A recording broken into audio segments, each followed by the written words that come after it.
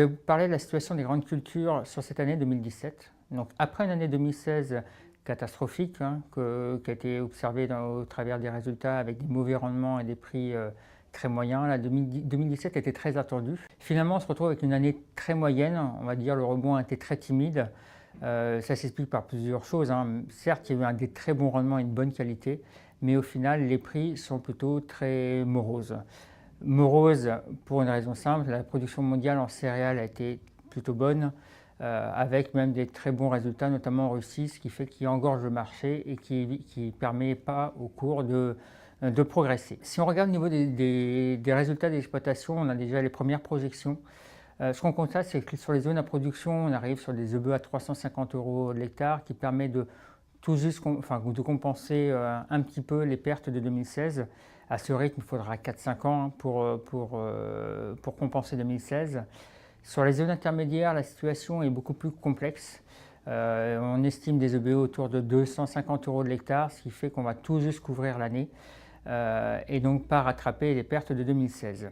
Dans la moyenne, c'est-à-dire qu'il y a des situations sur l'écart inférieur où les problématiques vont être quand même beaucoup plus difficiles. Je vais m'arrêter juste rapidement sur ces zones intermédiaires. Quand on regarde sur ces 6 dernières années, les revenus disponibles sont au niveau de zéro.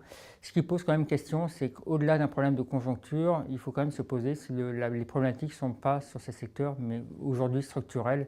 Et il va falloir leur apporter des solutions, à la fois pour soit gagner en performance ou faire évoluer les assolements. Malgré tout, sur notre positif, c'est ce qu'on constate sur ces dernières années, sur ces 2-3 dernières années, c'est une progression des exploitations agricoles. On a gagné au niveau des prix de revient environ 30 € de l'hectare. Alors ça s'explique par deux choses. Il y a un effet mathématique, c'est que les baisses des cotisations sociales avec les résultats plus faibles entraînent une baisse des coûts de production, mais également des progressions faites au niveau des exploitants en recherchant de la performance.